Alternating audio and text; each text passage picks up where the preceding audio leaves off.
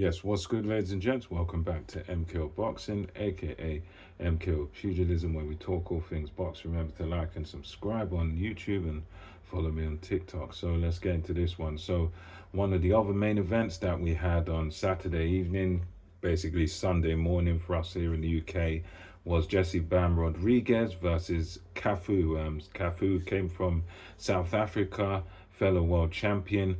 And Saturday night, Jesse Bam Rodriguez, in the 10th round stoppage, became the unified WBC, WBO, and Ring Magazine super flyweight champion.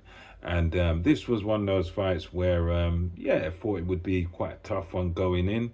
And it turned out to be that way. It's one of those fights where it was entertaining to watch. It was lots of fun to watch. It was, punches flying every round. However, when you look at it, Jesse Bam Rodriguez was pretty much in control throughout those 10 rounds. He did his usual thing, southpaw stance, came out throwing bombs. But the thing about Rodriguez is he's very intelligent with his work, and he's very intelligent with the way he throws his punches. And Cafu, to his credit, did try to sort of cover up, did try to do his thing, which is to counter you. He's a counter puncher, is Cafu, and he was trying to sort of cover up and then, take the shots on the arms and then counter, go back at Jesse Rodriguez. But the problem he was having was basically Rodriguez was throwing in combinations, so bang bang hook, straight punches, following him up with hooks.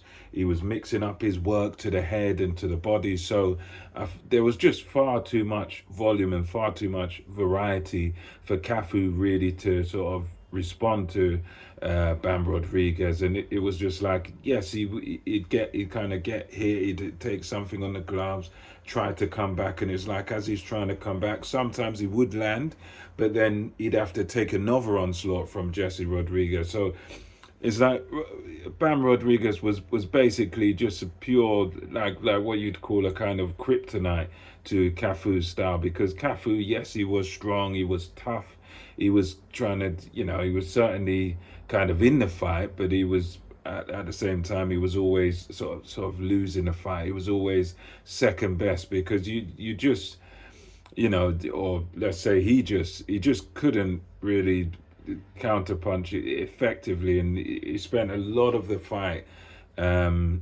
being sort of on the ropes, getting cornered by Jesse Rodriguez, getting pressured, getting pushed back. So, with him being pushed back, that's Jesse Rodriguez's that's his wheelhouse.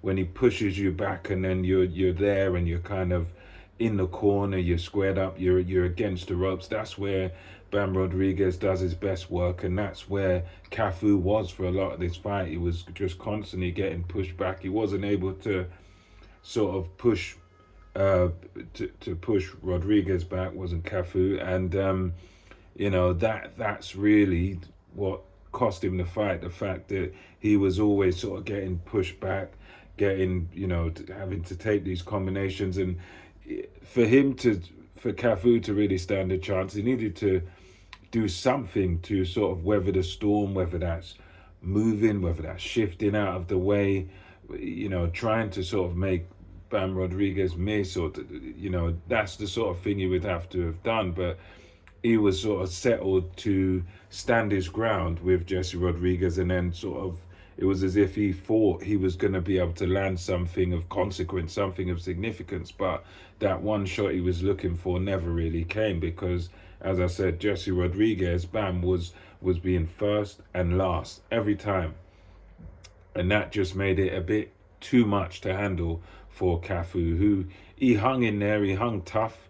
The end came in the 10th round, where it was more and more combinations by Jesse Rodriguez. He hurt him. He made, Cafu sort of sway. He made him almost drop to the floor, and then it got a bit messy. Cafu cleverly sort of tried to hold on to Rodriguez. The referee tried to get in the middle. Then they all kind of had a little tumble.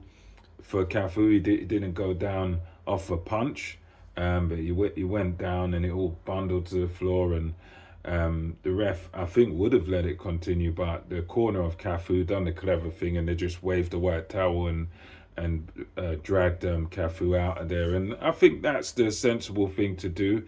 I'm sure Cafu probably wouldn't have wanted that as a fighter, but he may have got through the round. I don't know. He may have been able to get through the round, but whatever happened next, he would have been taking a serious beating, because Rodriguez finally sort of got to him and finally sort of hurt him bad enough that he's all over the place. He was wobbled.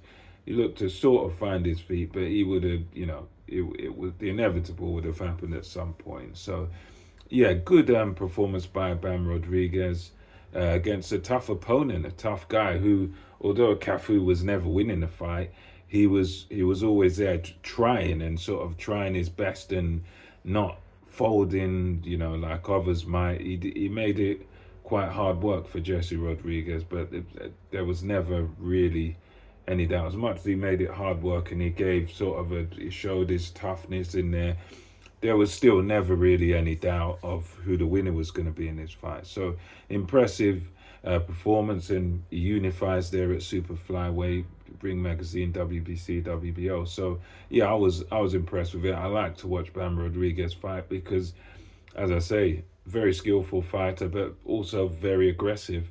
And he's got that great combination of aggression, skills, and excellent punch placement and variety and everything. So yeah, very, very good young fighter. So let me know what you thought about this in the comments. Until next time, it's MKO Boxing, over and out.